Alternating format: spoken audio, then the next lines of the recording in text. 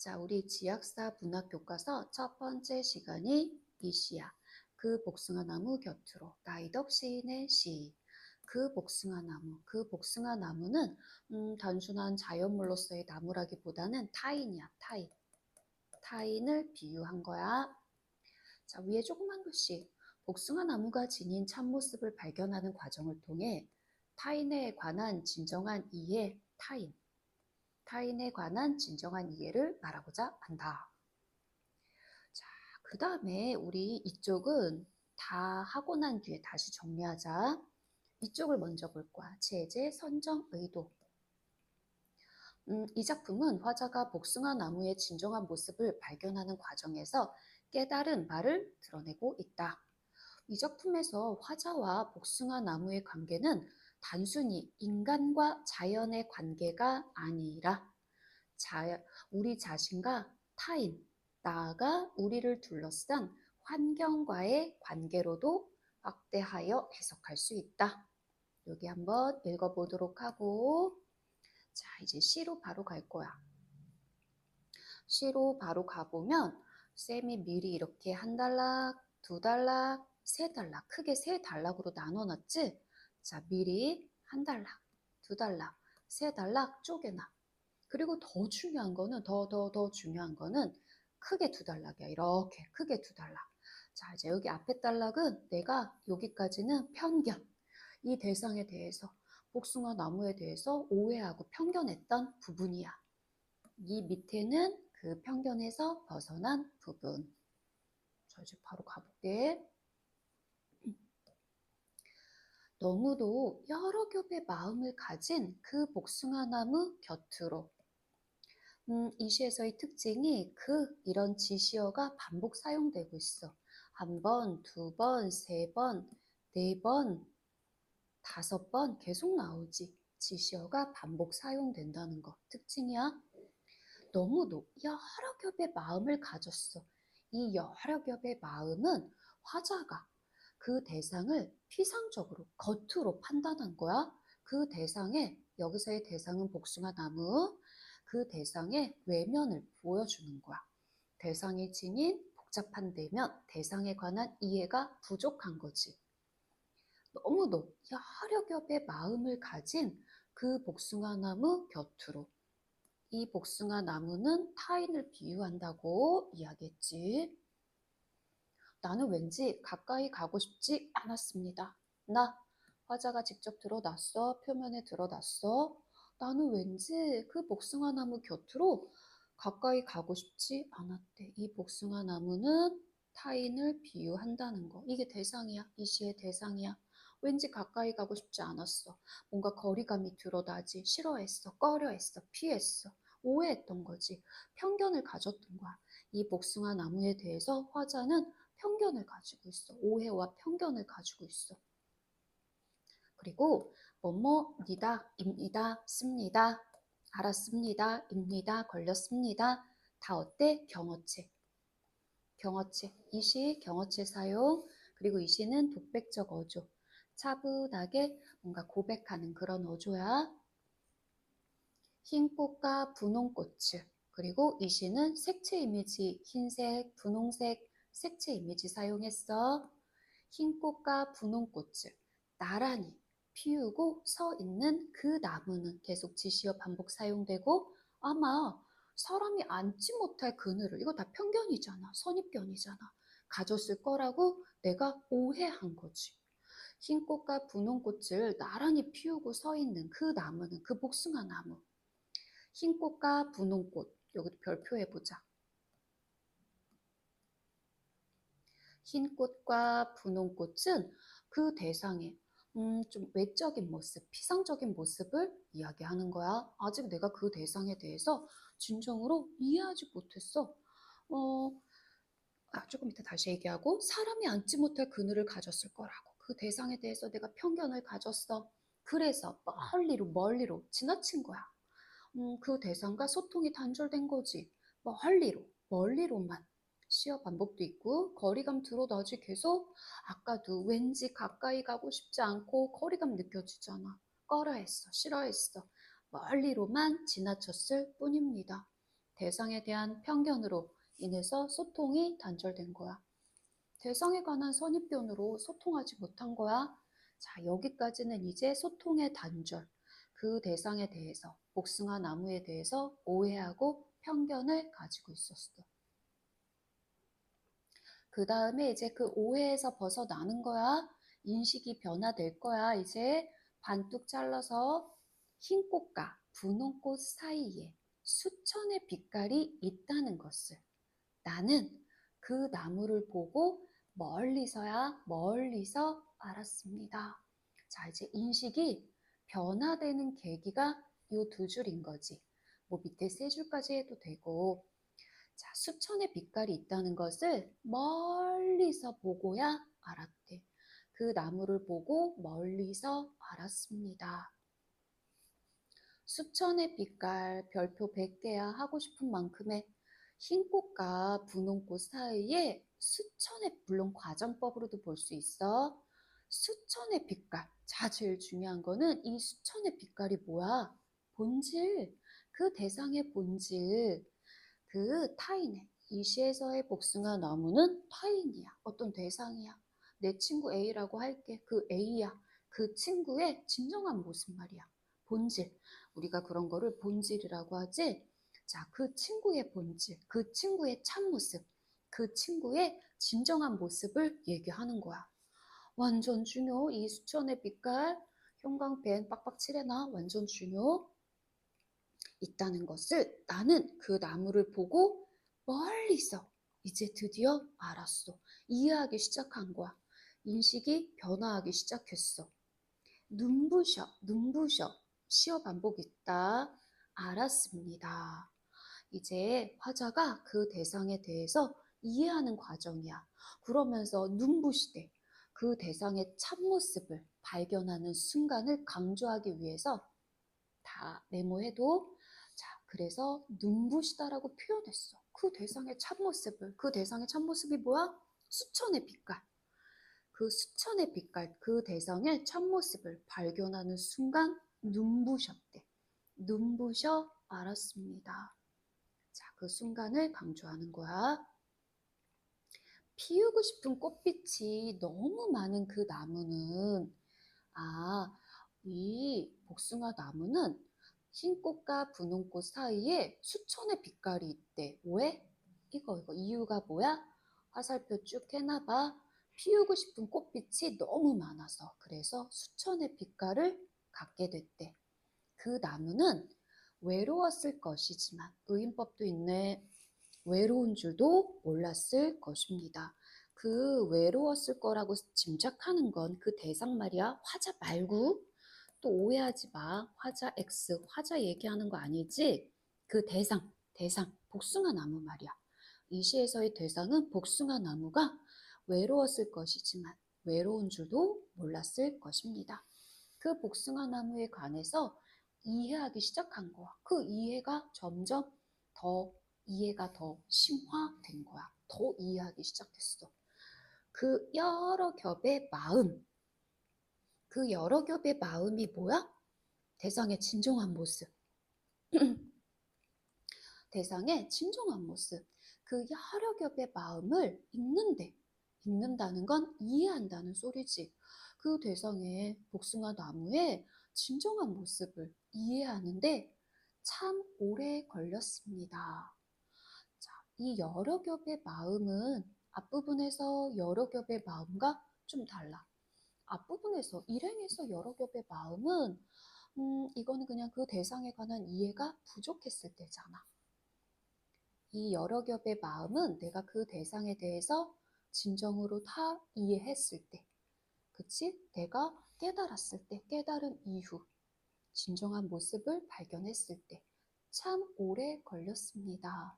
그 대상을 진정으로 이해하는 데는 쉽지 않거든. 시간이 걸리거든. 그리고 자, 여기까지가 1년이야. 그리고 조금만 더 우리 좀만 더 깊게 들어가 보자. 이 수천의 빛깔 되게 강조했잖아. 너희가 참고로 요거 한번 체크해 볼까? 잠시만요. 유치환, 생명에서 라는 시랑 김춘수의 꽃, 그냥 아주 대표적인 시야. 이거 말고도 나올 만한 건 엄청나게 많아. 그거는 프린트로 좀 제공을 할 테니까 일단 기본적인 거. 유치원 생명에서 올해 수능 특강에도 실렸어. 그 시에서 원시의 본연한 자태 똑같은 거야. 태상의 본질, 참모습. 김춘수 꽃이라는 시는 너희도 알지? 그 시에서 빛깔과 향기 같은 거야. 이 수천의 빛깔은. 조금 심화 학습하자고. 그 다음에 이연에서 흩어진 꽃잎들 어디 봐 한 대 다 쓸 무렵 시간이 흘렀네. 그 시간의 흐름을 이렇게 감각적으로 형상화한 거지. 조금은 심심한 얼굴을 하고 있는 그 대상에 대해서 이젠 내가 좀 더 이해하기 시작했어. 그 대상의 또 다른 모습도 보이네. 심심한 얼굴을 하고 있는 그 복숭아 나무 그늘에서. 그 복숭아 나무 그늘 완전 중요하지. 이 그늘은 어떤 공간이야? 내가 이제 복숭아 나무 대상과 화자 사이에 진정한 이해, 화해가 이루어지는 공간. 이해, 소통, 조화, 합일 이런 공간. 비슷한 말 다 갖다 써도 돼. 그늘에서 가만히 들었습니다. 나와 대상 사이의 조화와 통합이 이루어진 거야. 무엇을 들었어? 저녁이 오는 소리를. 저녁이 오는 소리를 가만히 들었습니다. 순서가 바뀌었네? 도치법. 도치법은 여운을 주는 거지. 그 그늘에서 가만히 들었대. 저녁이 오는 소리를. 이제는 대성에 대한 복숭아 나무에 관한 거리감이 다 사라진 거야. 거리감이 다 사라지고 이제는 이해, 소통, 조화, 화합, 어울림 이런 시간인 거지. 그런 소리를 가만히 들었습니다. 자, 다시 한번 정리해보면 여기까지는 소통의 부재. 그래서 서로 오해하고 서로라기보다는 상대방을 내가 오해하고 편견을 가졌어. 소통의 부재로 인해서. 그리고 두 번째, 자, 이쪽은 그 대상의 진정한 모습을 이제 내가 발견하게 된 거야. 복숭아 나무에 대한 제 인식 그리고 깨달음. 그 다음에 세 번째 단락은 복숭아 나무를 진정으로 내가 이해하고 공감하기 시작했어. 자, 정리해보자. 일단 이 시는 고백적이다, 성찰적이다. 다 맞죠? 비유적이다. 타인을 비유한 거고. 고백적이고 성찰적이고 내가 깨달았잖아. 성찰이라는 건 꼭 반성이 아니라고 이야기했지? 강조하지? 자, 고백적, 성찰적 다 맞아. 돌아보는 거야. 내 자신의 삶을. 주제, 대상의 진정한 모습을 발견하고 이해하는 일의 어려움, 그리고 보람. 어려움, 이해하는 일의 어려움.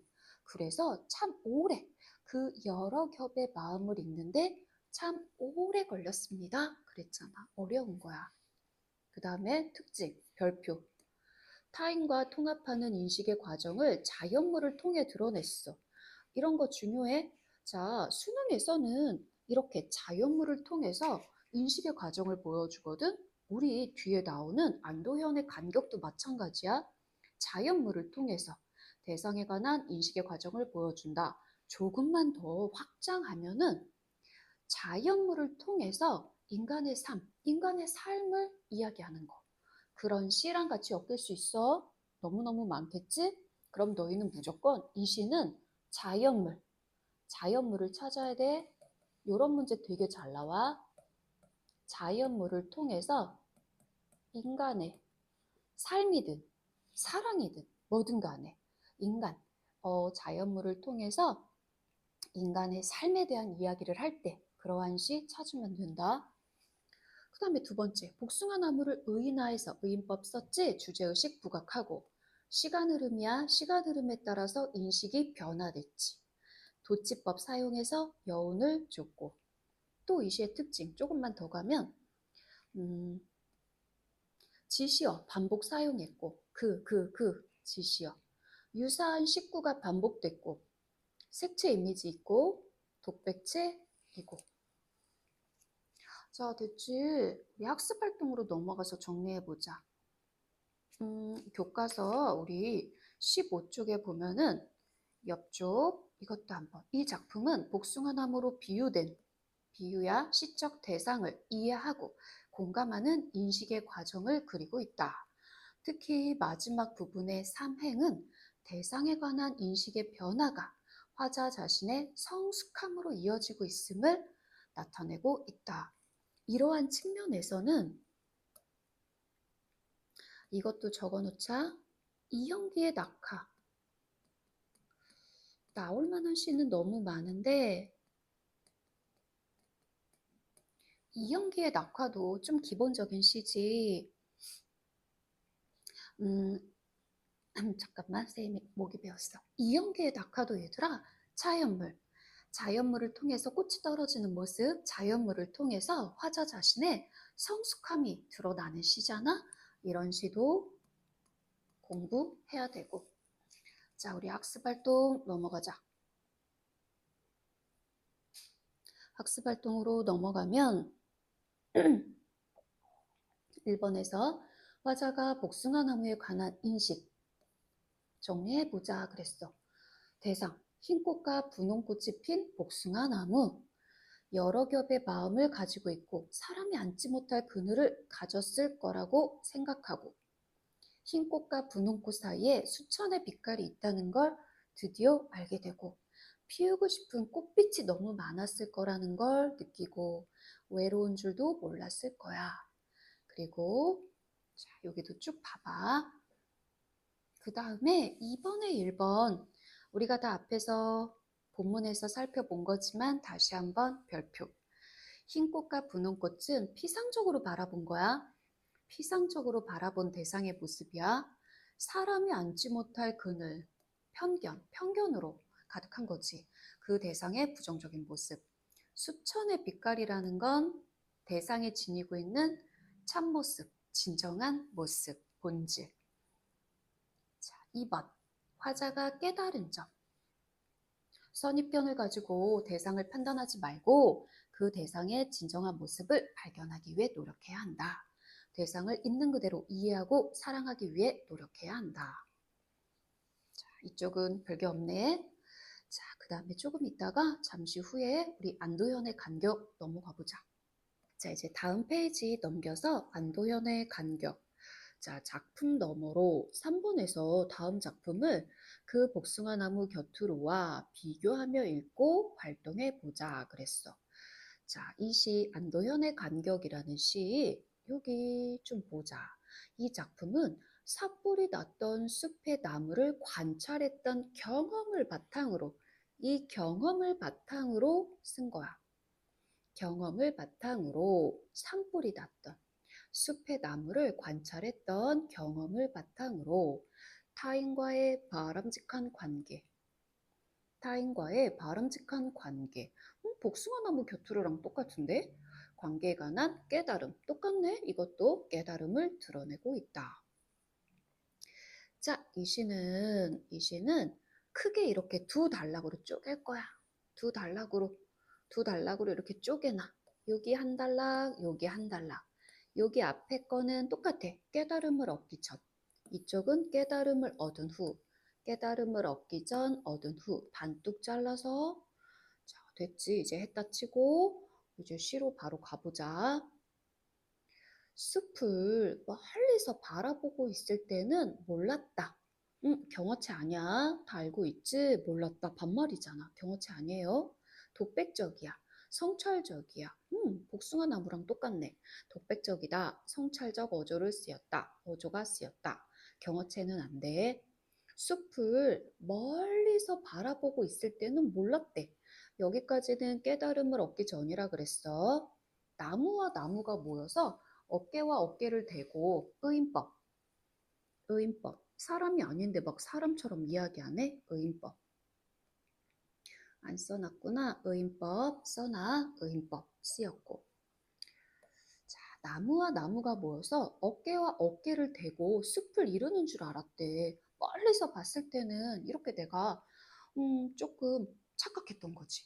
나무와 나무 사이 넓거나 좁은 간격이 있다는 걸 몰랐대. 생각하지 못했다. 여기까지. 숲을 멀리서 봤을 때 인식이야. 깨달음을 얻기 전이야. 여기까지는. 자, 다시. 이 시에서의 나무는 우리 개개인들이야. 공동체를 이루는 개개인들. 이 숲은 그 개개인들이, 개인과 개인이 모여서 이룬 공동체.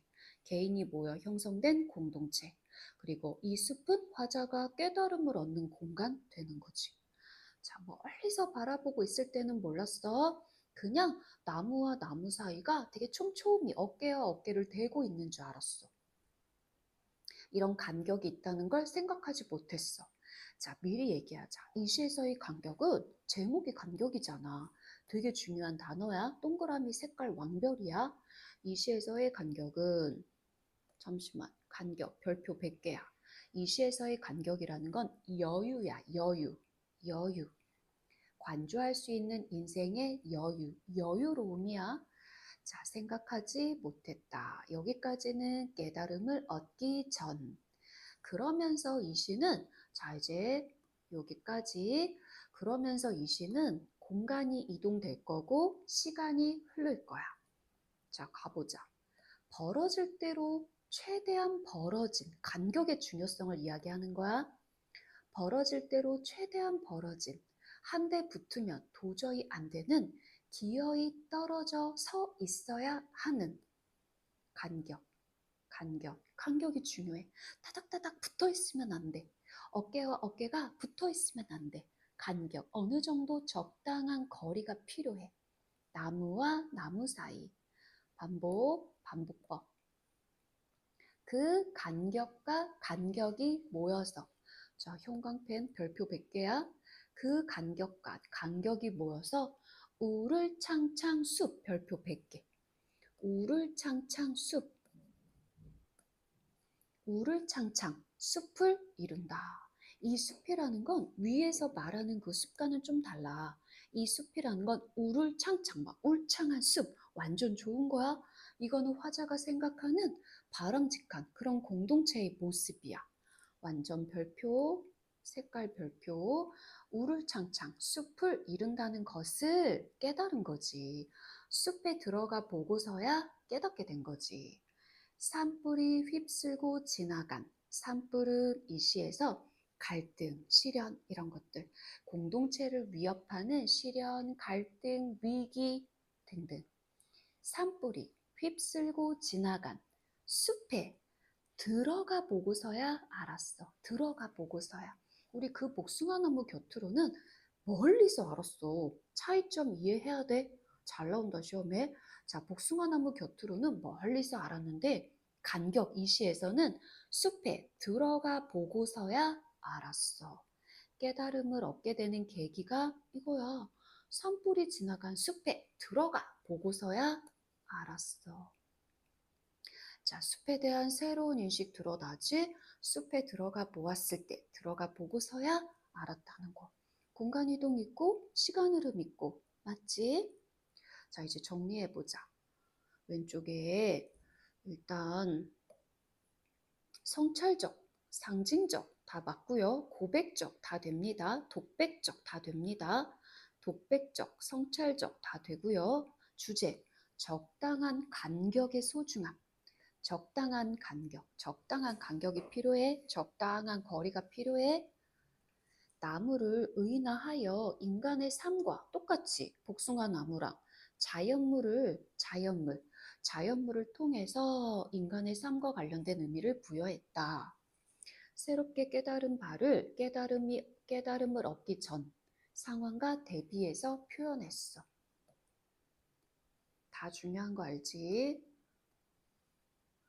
그 다음에 추가로 시간의 흐름, 공간 이동에 따라서 시상이 전개되고 독백체야. 성찰적 다 맞고 유사한 식구 반복되고. 자, 이 시의 특징이야. 다 메모해도 1번.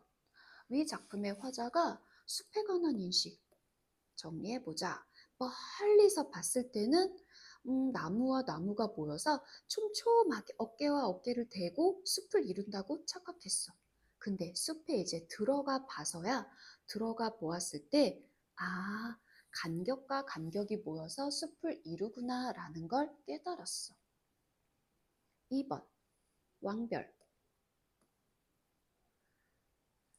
위 작품의 화자랑 복숭아 나무 곁으로. 화자가 대상의 진정한 모습을 발견한 방식의 차이점.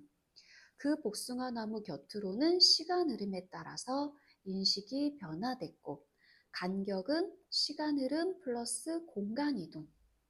자, 중요하다. 화자의 인식 변화가 드러났어. 됐고요. 쌤이 요거 좀 정리해 줬으니까 같이 한번 보자. 공통점이야. 그 복숭아 나무 곁으로랑 이거랑 지금 간격이랑 공통점이야. 공통점. 일단 자연물을 통해 대상에 대한 인식의 과정 드러나고, 그치? 자연물을 통해서 두 작품 다 나무라든가 복숭아 나무라든가 자연물을 인격화하여 의인화하여 인간의 삶과 관련된 의미를 주제로 전달했다. 둘 다 의인법 썼어. 그리고 독백적이다, 고백적이다, 성찰적이다 다 되고, 둘 다 시간 흐름. 공간 이동은 복숭아 나무 곁으로 해서 안 돼. 동일한 시어 반복, 유사한 식구 반복, 화자의 인식이 변화되고, 이거는 다 공통점이야. 두 작품 다 공통점. 자, 이렇게 이제 정리하고 안 되는 거는 수업 시간에 질문으로. 자, 마무리하자. 여기서 끝.